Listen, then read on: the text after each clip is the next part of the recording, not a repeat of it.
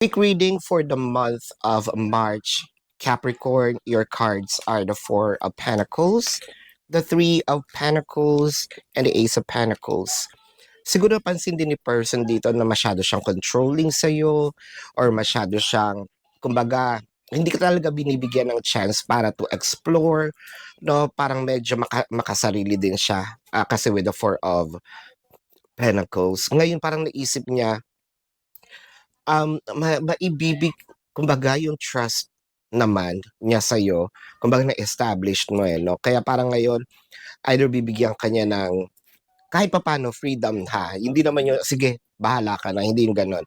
At least magiging maluwag siya sa mga bagay na alam niyang ikauunlad mo, mas magkakaroon siya ng pagkakaintindihan or kayo ng pagkakaintindihan, mas maiintindihan niya yung pinaglalaban mo, 'no?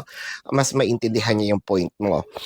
With the Ace of Pentacles, I think that this month of March, medyo mas magiging maganda yung camaraderie niyo ni person. Parang nandito na ngayon yung harmony, no? So this is your quick reading for the month of March, Capricorn. Predicting future is my purpose. Yelling the stars align.